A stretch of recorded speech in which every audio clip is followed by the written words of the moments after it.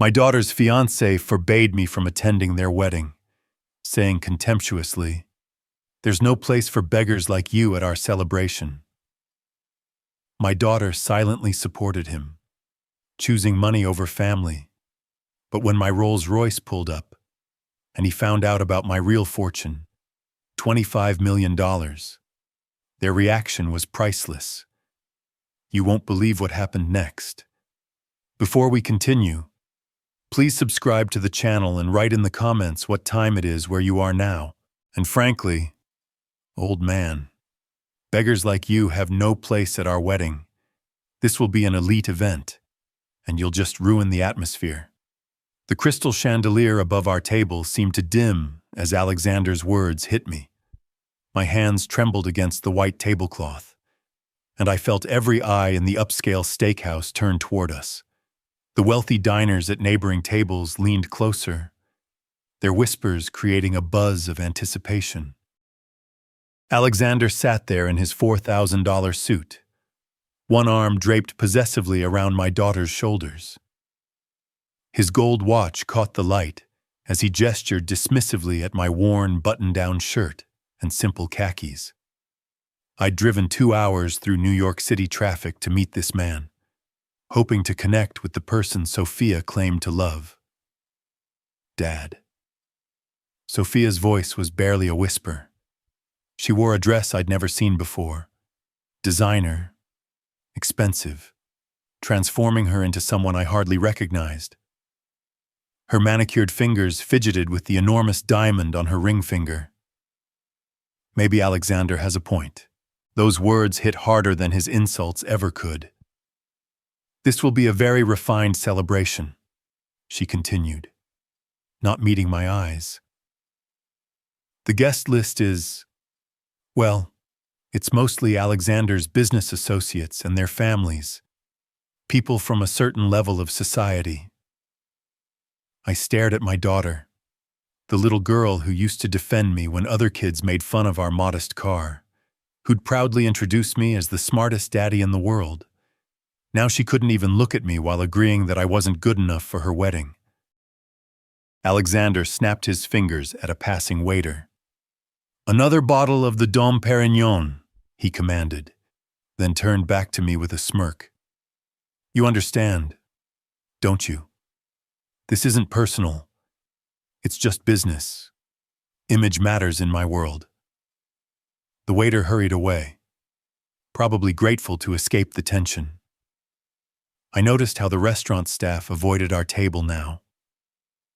Their professional smiles strained when they caught fragments of the conversation.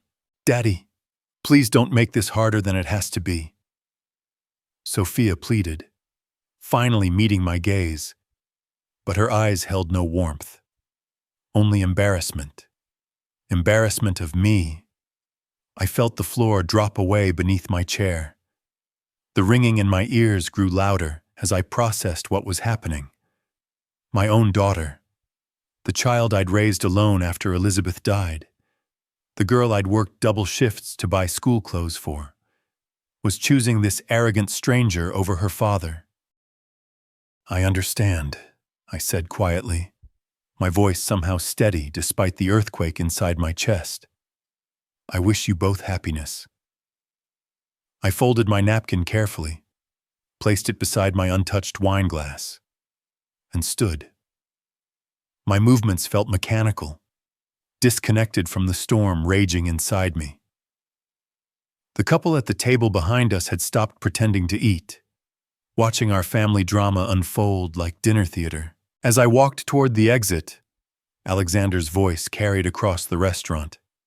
"See how easy that was? Sometimes you just have to be direct with people like that." The doorman held the heavy glass door open, his face carefully neutral.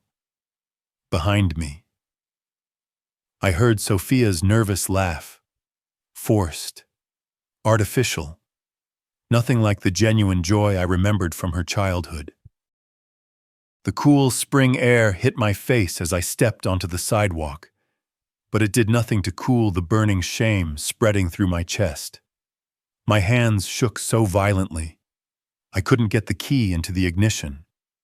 I sat in my old pickup truck in the restaurant's parking lot, watching through the large windows as Alexander and Sophia returned to their meal.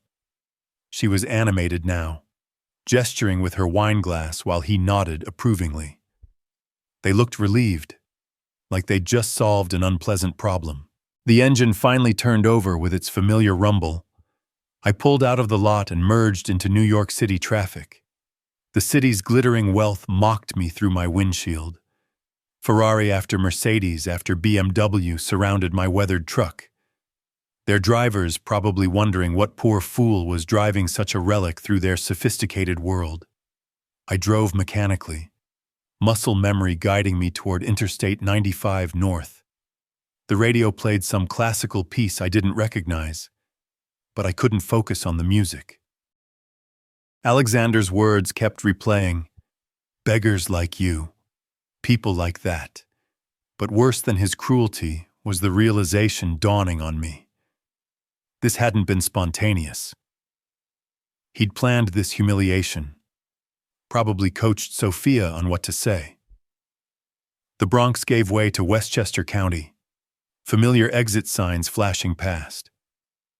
Usually this drive comforted me, leaving the city's chaos for New Jersey's quiet suburbs. Tonight, each mile felt like traveling deeper into isolation. At a rest stop near Yonkers, my hands started shaking again. I pulled over under the harsh fluorescent lights, the smell of gasoline and stale coffee filling my nostrils. A few truckers moved between the pumps, their conversations a low murmur in the night air. I pulled out my wallet and found the photo I'd carried for 18 years. Elizabeth and me at Sophia's college graduation. We looked so proud, so hopeful. Elizabeth's arm was around our daughter, while Sophia grinned at the camera, her diploma clutched in both hands. "Elizabeth, what did I do wrong?" I whispered to the creased photo. "Where did I lose our daughter?" The memory hit me like a physical blow. Sophia, at 9 years old, crying because kids at school called our car ugly. I'd worked 4 extra shifts that month to buy her new school clothes, determined she'd never feel ashamed again. And Elizabeth, always Elizabeth, kneeling beside Sophia's bed. "Family stands together, sweetheart. Money comes and goes, but family is forever." But tonight, Sophia had chosen money. She'd looked at Alexander's wealth and decided that it was worth more than 35 years of her father's love. The little girl who used to defend me had become a woman ashamed of where she came from. Another memory surfaced last Christmas when Sophia visited for just 3 hours before rushing back to the city. She'd seemed distracted, checking her phone constantly, making excuses about important people she needed to see.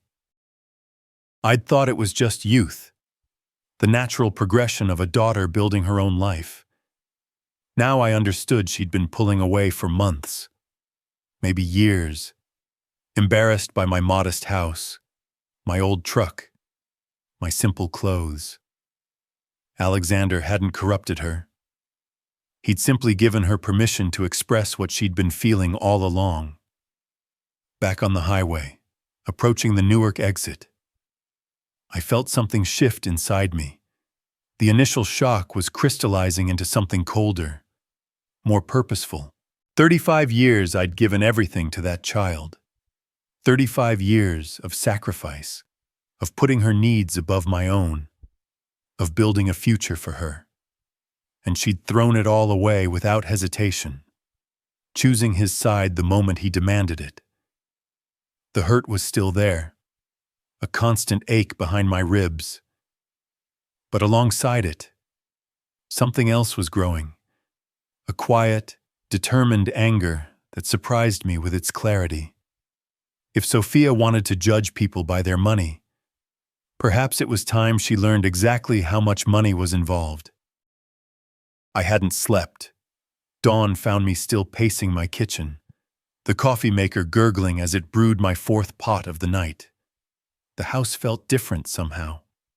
quieter, emptier. Family photos lined the mantel above my fireplace. Elizabeth and me on our wedding day. Sophia's first steps, birthday parties, graduations, moments when we'd been happy, when money had never mattered. But now Sophia had chosen money over family. If that's how she wanted to measure worth, then perhaps it was time she learned what real money looked like. I walked down the wooden stairs to my basement, each step creaking under my weight. The morning sun slanted through small windows, illuminating dust motes floating in the air. Most of the basement served as my workshop, tools hanging neatly on pegboards, a workbench scattered with projects I'd been meaning to finish. Behind the workbench, hidden under an old tarp, sat the safe. I'd bought it in 1996, the same year I made my first real investment. My fingers found the combination automatically. Elizabeth's birthday, then Sophia's. The heavy door swung open with a soft click. Inside, organized in manila folders, lay my real secret.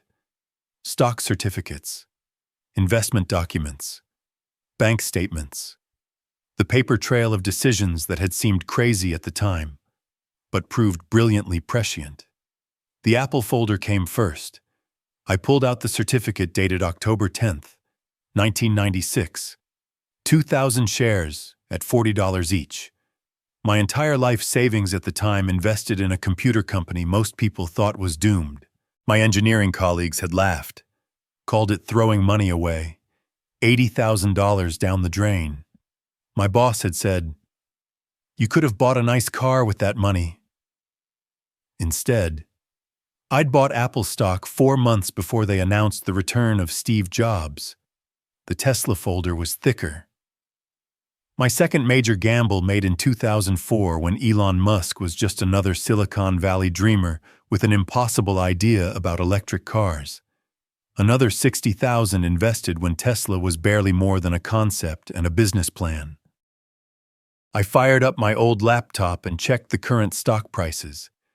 The numbers glowed on the screen, almost surreal in their magnitude.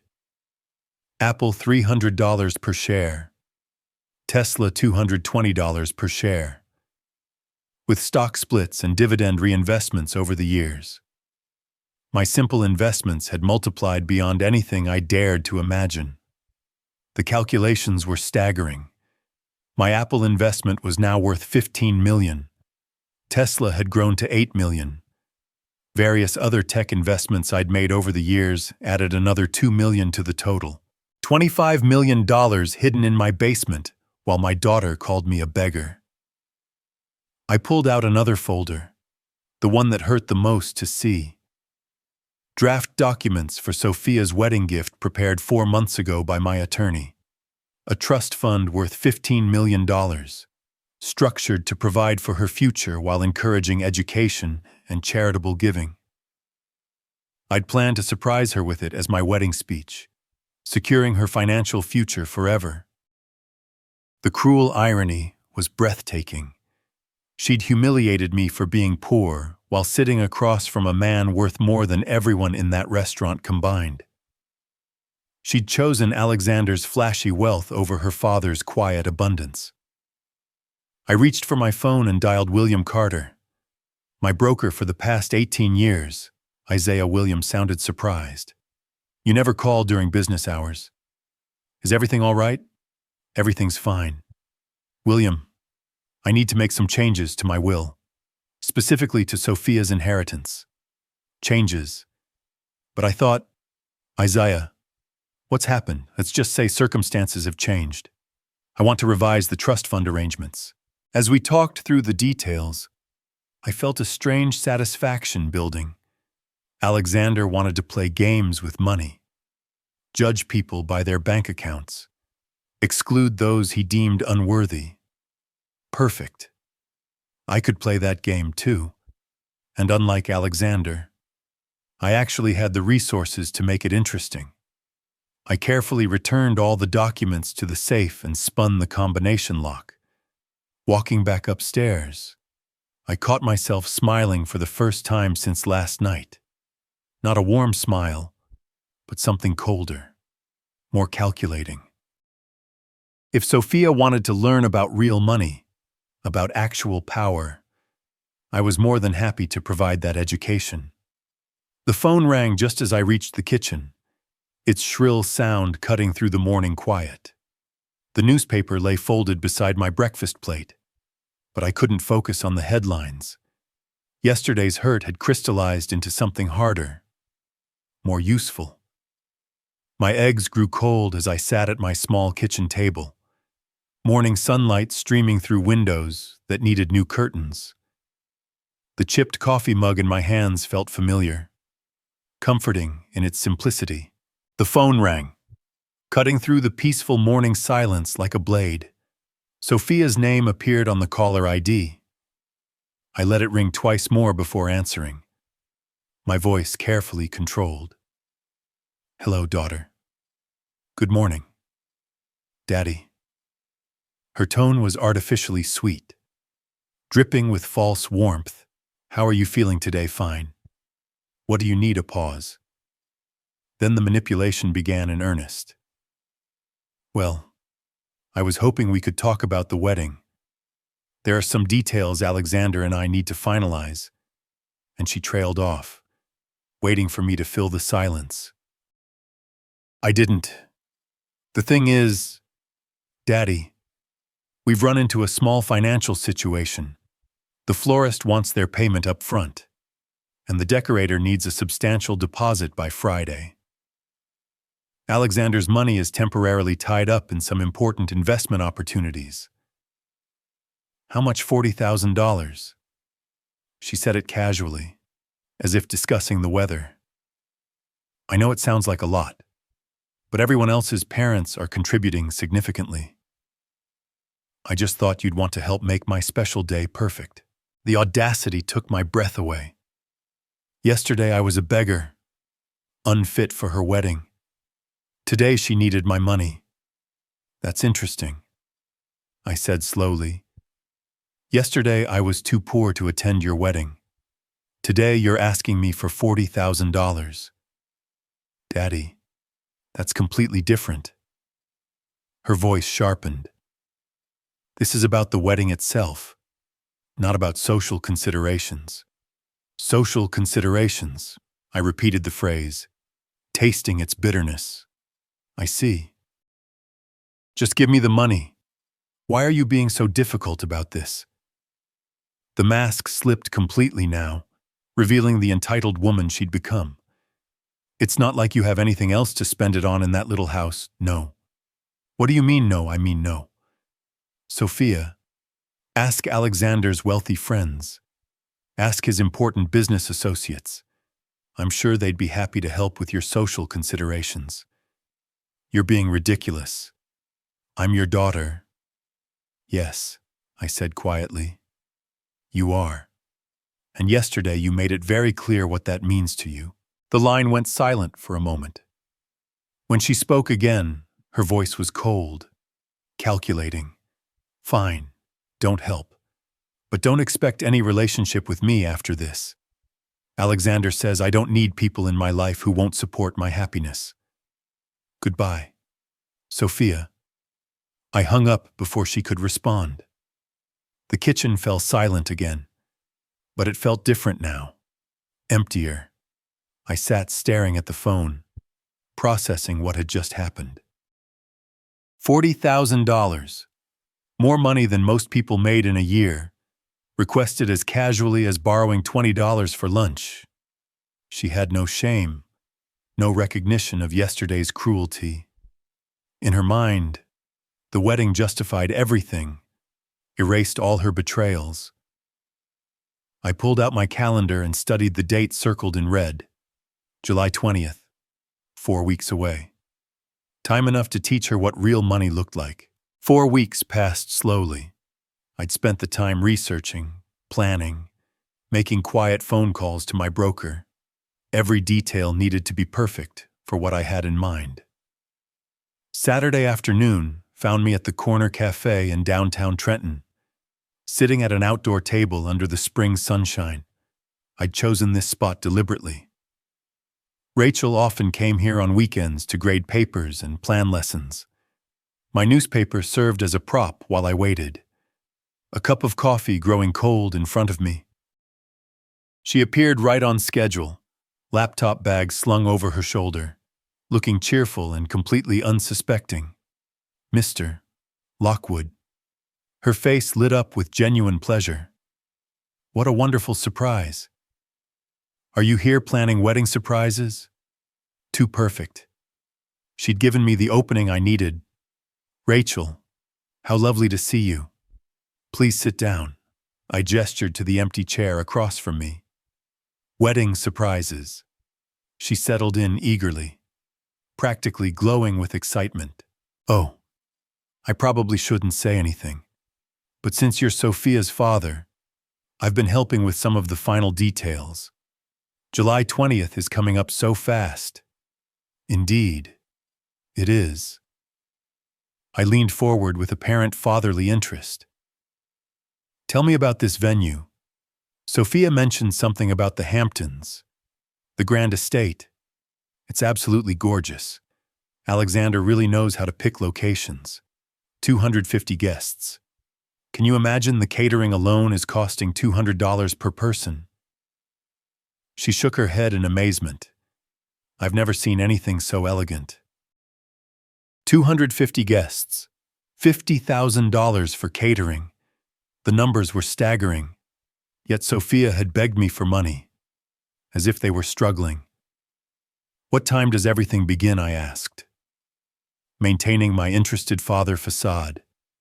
Ceremony starts at 5 in the afternoon, then cocktails in the garden, dinner at 8, and dancing until 1.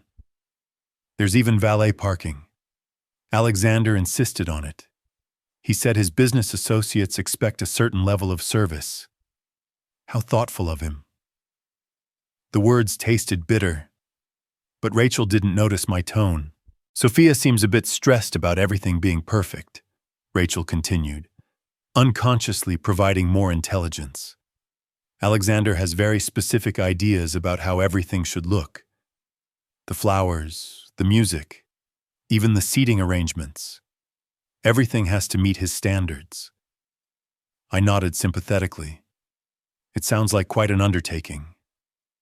I'd love to do something special for them, but I want it to be a surprise. You won't mention our conversation, will you? Of course not. Rachel beamed. I love surprises. What are you thinking? Oh, I'm still working out the details, but knowing the timeline helps enormously. We chatted for another 25 minutes. Rachel innocently providing the complete briefing on wedding logistics, arrival procedures, guest parking arrangements, even the security details Alexander had insisted upon. She was a treasure trove of information, completely unaware that she was helping me plan anything other than a touching father's surprise. When she finally left, promising again to keep our conversation secret, I remained at the table. I pulled out a small notebook and began writing down every detail she'd provided. At the bottom of the page, I wrote, Luxury car dealerships, New York City. It was time for the next phase of my plan. The taxi dropped me at the corner of 5th Avenue and 57th Street, where luxury motors occupied prime New York City real estate. Through the gleaming windows, I could see rows of cars that cost more than most people's houses. Rolls-Royce, Bentley, Aston Martin, vehicles for those who never worried about money. I dressed deliberately in my usual outfit, khakis, worn jacket, simple shoes. The leather portfolio in my hand was the only hint that this visit might be more than window shopping. The showroom's marble floors gleamed under crystal chandeliers. Well-dressed salespeople moved between customers, their practiced eyes instantly assessing each person's worth. When I walked in, those eyes dismissed me immediately. I approached the centerpiece of the display, a midnight blue Rolls-Royce Phantom, its chrome gleaming under the spotlights. The price placard read $600,000. Sir, a young salesman approached reluctantly. Are you sure you're in the right place? I need to purchase your finest Rolls-Royce Phantom, I said calmly. He actually laughed. Sir, these vehicles start at $500,000. Perhaps I could show you something more suitable to your budget. Other customers were beginning to notice the interaction. I could feel their amused glances, hear the whispered comments about the confused old man who'd wandered into the wrong establishment. I opened my portfolio and withdrew a certified bank check for $600,000, placing it gently on the glass counter between us. The change was instantaneous. The salesman's condescending smirk vanished, replaced by wide-eyed shock. Within seconds, a manager appeared, then another, all suddenly very interested in helping me. I'm so incredibly sorry. Mr. Lockwood. The manager's apologies tumbled over each other. Please let me show you our premium models personally.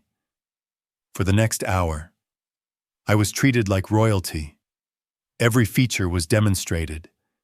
Every option explained in detail. I chose quickly and decisively. Midnight blue exterior, cream leather interior, all available technology packages. The staff watched in amazement as I made selections worth more than their annual salaries without hesitation. We also offer premium chauffeur services, the manager mentioned as we finalized paperwork. Our best driver is Daniel Hayes, former military, impeccable record, complete discretion guaranteed.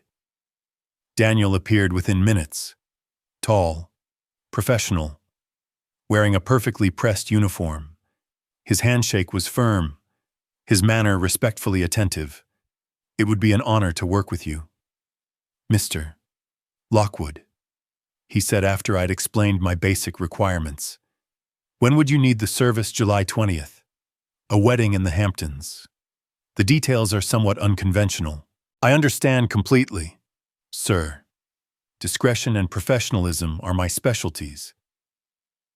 As I signed the final documents, I glanced at my calendar. July 20th was circled in red. Now just 3 weeks away. Everything was falling into place perfectly. The same people who dismissed me an hour ago now practically bowed as I left. Their respect purchased with a single check. Soon, Sophia and Alexander would learn the same lesson about assumptions and appearances. The transformation was only beginning. 4 weeks ago, I wouldn't have dared enter a place like Brooks Brothers. The flagship store on Madison Avenue gleamed like a temple to wealth, its polished windows displaying suits that cost more than most people's monthly salary. But today, stepping out of the taxi onto the bustling sidewalk, I carried myself differently. The success at the Rolls-Royce dealership had changed something fundamental inside me. The doorman nodded respectfully as I entered the elegant showroom. Crystal chandeliers cast warm light over displays of Italian wool and Egyptian cotton, while well-dressed consultants moved between clients with practiced efficiency. Good afternoon, sir. How may I assist you today? The consultant was professionally groomed, his own suit a perfect advertisement for the store's quality. I need a complete transformation, I said simply. Custom tailoring, accessories, everything. I have an important event in 4 weeks. Excellent. Let's begin with measurements and discuss what image you'd like to project. For the next 2.5 hours, I was treated to an education in luxury. The consultant explained thread counts, fabric weights, and construction techniques while taking precise measurements. We selected a deep charcoal gray Italian wool, so fine it felt like silk beneath my fingers. I need to look like a millionaire, I told him as we reviewed style options. This suit will achieve exactly that. Mr. Lockwood, he replied without hesitation.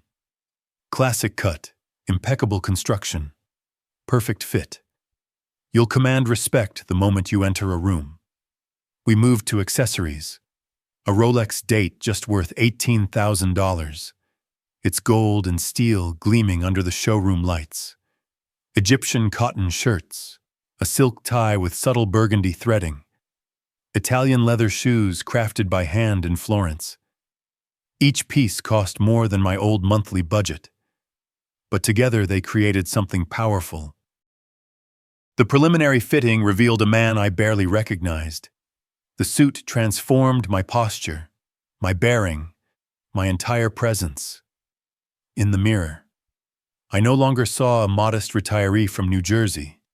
I saw wealth, authority, confidence. We'll have everything ready by July 17th, the consultant promised as I wrote another substantial check. Final fitting on the 18th, and you'll be perfectly prepared for your event. Walking back onto Madison Avenue, I caught my reflection in the store window. Even in my old clothes, something had changed. The way I held my shoulders, the steadiness of my gaze, the slight smile playing at my lips.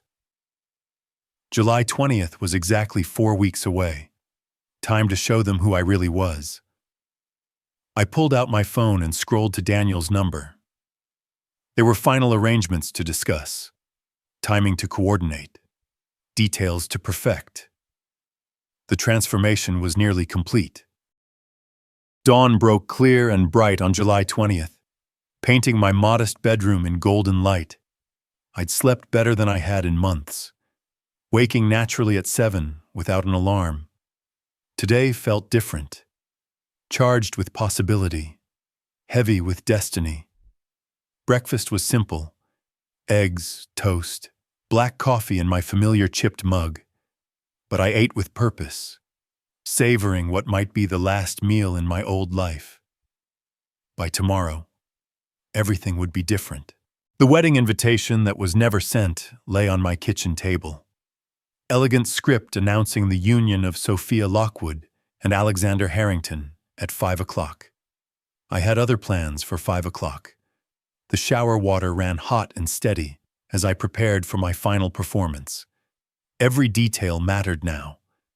The precision of my shave, the careful arrangement of my hair, the methodical process of transformation. The Brooks Brothers suit hung perfectly in my closet, still wrapped in protective covering, lifting it free. I marveled again at the quality. The fabric flowed like liquid silver, the construction flawless in every detail. When I slipped the jacket over my shoulders, it fit like it had been sculpted to my body. The Rolex felt substantial on my wrist, its weight a constant reminder of the power I now wielded. Italian leather shoes, silk tie, gold cufflinks, each element combining to create an image of quiet wealth and unshakable confidence. I stood before my bedroom mirror, studying the complete transformation. The man looking back bore little resemblance to the humble retiree who'd been humiliated 4 months ago. This was a millionaire, a force to be reckoned with, someone who commanded respect and attention. From my dresser, I picked up the small stack of note cards containing my speech. I'd practiced the words countless times, but today they felt electric with possibility. $25 million. The phrase would change everything.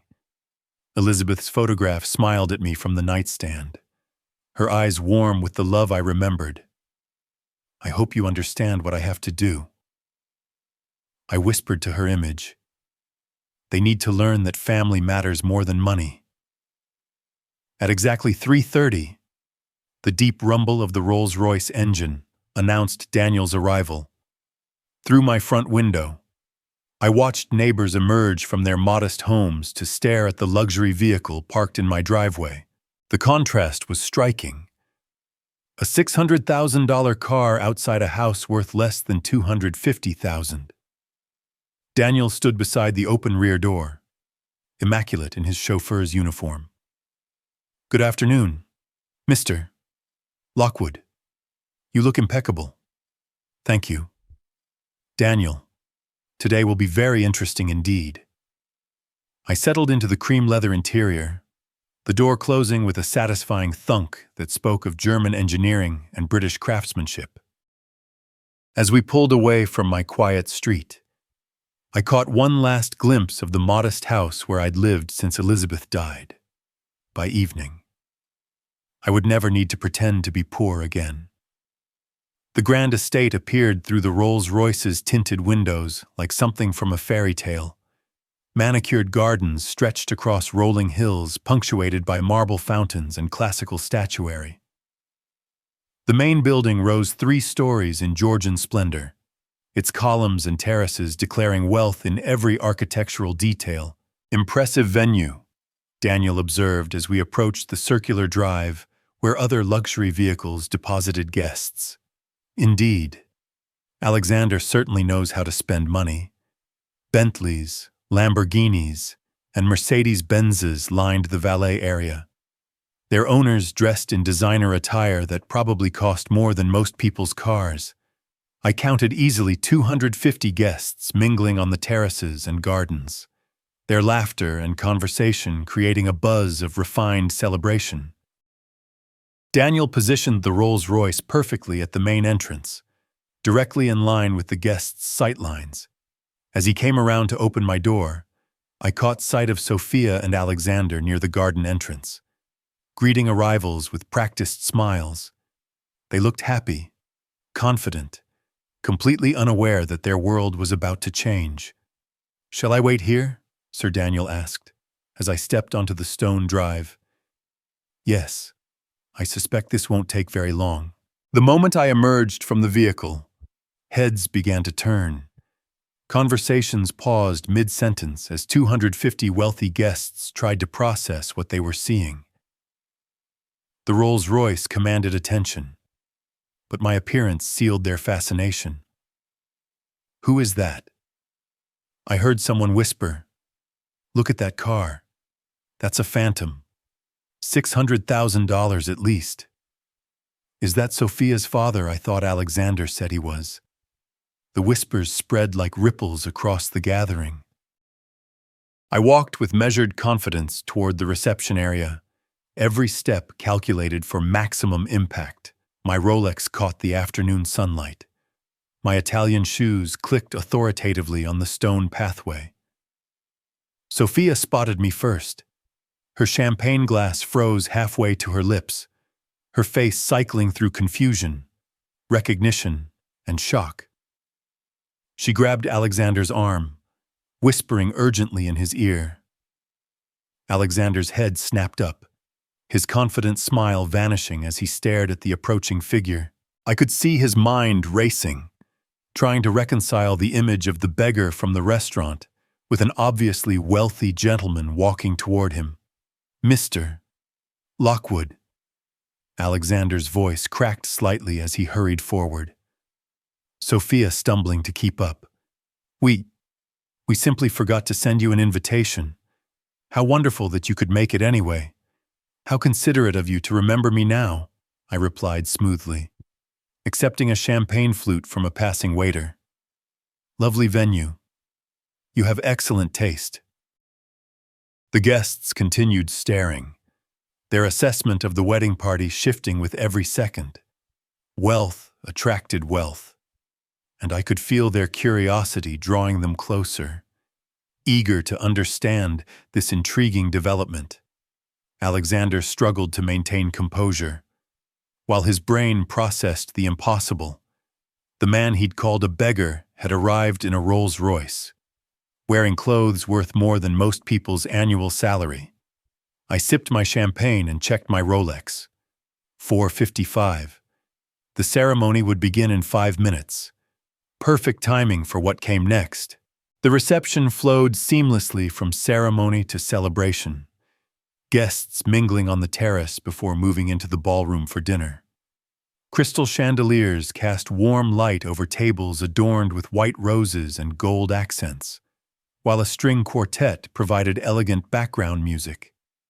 The atmosphere buzzed with satisfied murmurs about the beautiful ceremony and the mysterious wealthy father who'd arrived in such spectacular fashion. I positioned myself strategically near the head table, champagne glass in hand, watching as the evening's program unfolded.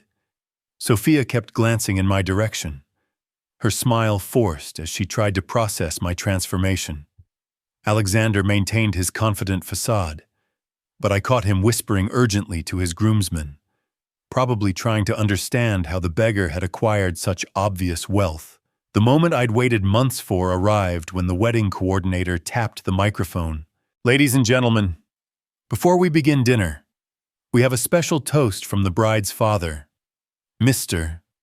Isaiah Lockwood." Perfect timing. I walked confidently to the microphone stand, feeling every eye in the ballroom focus on me.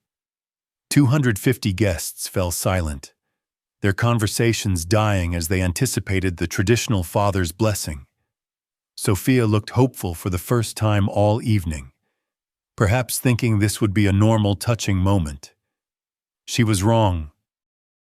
"Dear guests," I began, my voice carrying clearly through the excellent sound system. "Thank you all for joining us to celebrate my daughter's wedding. This is truly a magnificent venue, and I can see that no expense has been spared to make this day memorable." Polite murmurs of agreement rippled through the crowd. Sophia's shoulders relaxed slightly, while Alexander nodded approvingly from his seat. "Some of you may not know me well," I continued, allowing a strategic pause. "I'm Isaiah Lockwood, Sophia's father, the same man some people have described as a beggar." The word hung in the air like a physical thing. Conversations stopped mid-sentence as guests tried to process what they just heard. Near the bridal table, Alexander's face went pale. "I hope everyone doesn't mind if I share a little story about family values and the true measure of a person's worth." My hand moved to the inside pocket of my jacket, fingers touching the folded documents I'd brought for this exact moment. Around the ballroom, I noticed several guests discreetly pulling out their phones, sensing that something extraordinary was about to unfold. Sophia's champagne glass trembled in her hand as she stared at me with growing alarm. This wasn't the grateful father's toast she'd expected. "What you don't know about that description," I said, pulling the papers partially from my pocket, "is what these documents represent." Every eye followed my movement. The ballroom had become so quiet I could hear the gentle clink of crystal glasses and the rustle of expensive fabric as guests leaned forward in anticipation. "Let me tell you exactly what they contained." The papers rustled softly as I unfolded them, the sound amplified by the complete silence that had fallen over the ballroom. 250 faces stared at me with rapt attention, phones capturing every moment of what they sensed was becoming historic drama. "These documents," I said clearly, my voice carrying to every corner of the elegant room, "represent my investment portfolio. Current value, $25 million. The reaction was immediate and electric. Gasps echoed throughout the ballroom, followed by explosive whispers. "25 million. Did he say million? This is incredible." I held up the brokerage statements, letting the nearest guests see the official letterhead and numbers.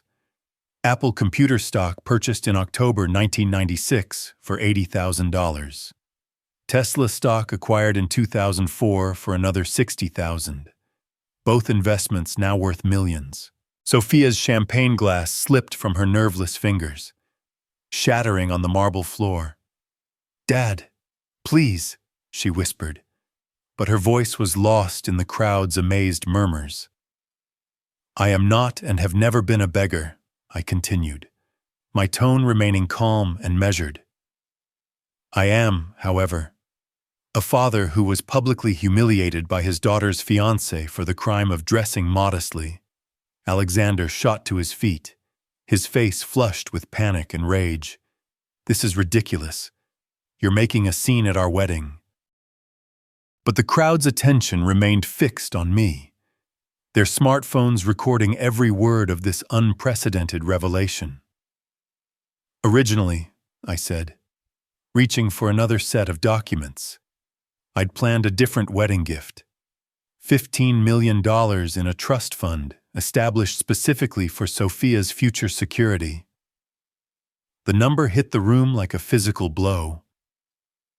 Sophia's face went white as she processed the magnitude of what I was saying. 15 million, she breathed, the words barely audible, until 4 months ago when my daughter supported her fiancé's assessment that I was too poor, too embarrassing, too much of a beggar to attend their wedding. The crowd turned as one to stare at Alexander and Sophia, their expressions shifting from amazement to judgment. I could see the social calculation happening in real time. Wealthy guests reassessing everything they thought they knew about this couple. "Instead," I announced, producing the final documents with a flourish, "my entire $25 million fortune will be donated to educational charities, specifically scholarships for children from modest backgrounds, children who might be dismissed as beggars by people who judge worth by appearance alone." The papers in my hand were signed trust documents, legally binding and irreversible. These were filed yesterday with my attorney. The decision is final.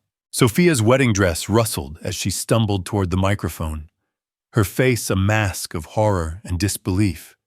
15 million. I lost 15 million because of Alexander's composure finally shattered completely. "You insane old man," he shouted, his voice carrying over the crowd's shocked murmurs. "You've destroyed everything. Our future, our plans, our—" But the guests were no longer looking at me with curiosity. They were staring at Alexander and Sophia with a mixture of shock and disdain, their phones capturing every moment of the couple's public meltdown. The justice was more complete than I'd ever imagined. "I believe," I said calmly into the microphone, "I've said everything I came to say." I stepped back from the microphone and began my walk toward the ballroom exit, the crowd parting before me like the Red Sea. Every step felt purposeful, dignified, carrying the weight of perfect justice finally achieved. Behind me, I could hear the chaos beginning, Sophia's desperate sobs, Alexander's furious shouting, guests' excited whispers as they processed what they just witnessed. "Dad, Dad, please wait." Sophia's voice cracked as she stumbled after me in her elaborate wedding dress, desperation making her voice shrill. "We need to talk about this. We can work something out." I paused and turned, meeting her tear-streaked face with the calm composure of a man who had planned this moment for months. "Daughter, you made your choice 4 months ago when you called me a beggar and supported your fiancé's cruelty. Now I've made mine. I'm sorry. I was wrong about everything. Please, can't we discuss this like family?" The word family hung between us, heavy with irony. Around us, 250 guests watched our personal drama unfold, their phones documenting every moment for social media posterity. "Some choices," I said quietly, "have permanent consequences. You chose his money over your father's love. Now you can live with that decision." Behind Sophia, Alexander was having his own meltdown, shouting at anyone who would listen. "This is insanity. He's completely lost his mind. You can't take seriously the ravings of a deranged old man." But the wealthy guests who comprised his social circle were backing away from him, their expressions showing exactly what they thought of a man who'd lost 15 million through pure arrogance. I heard one elderly gentleman mutter to his wife, 25 million, that boy threw away 25 million by treating the father like a beggar." I continued my measured walk toward the exit, Sophia's desperate pleas following me.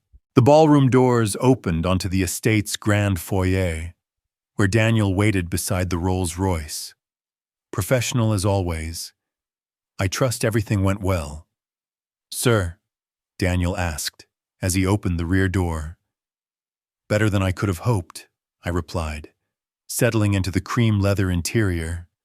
As the Phantom's engine purred to life, I caught one final glimpse through the tinted windows.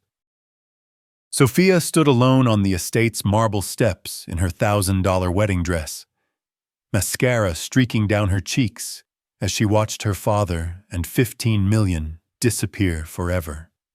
Alexander was surrounded by a cluster of guests, all of them talking animatedly, their body language making clear they were discussing his spectacular fall from grace.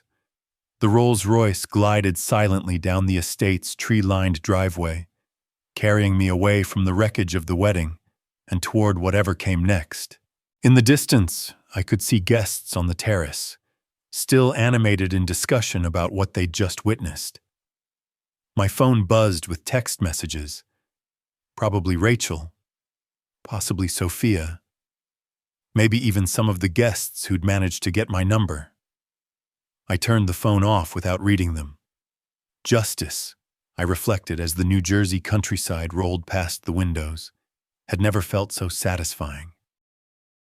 The modest retiree who'd been humiliated 4 months ago was gone forever. In his place sat a man who'd proven that true wealth wasn't about money. It was about dignity, respect, and knowing your own worth. Some lessons, I thought, with quiet satisfaction, are worth $25 million to teach. If you enjoyed this story, please give it a like and subscribe to the channel for more tales like this. Share your impressions in the comments below. What did you think of Isaiah's revenge? Did it feel justified? Feel free to ask questions too. We love hearing from you and exchanging ideas. Your thoughts help us grow and interact more with our community. To hear the next story, click on the box on the left. Thank you for listening.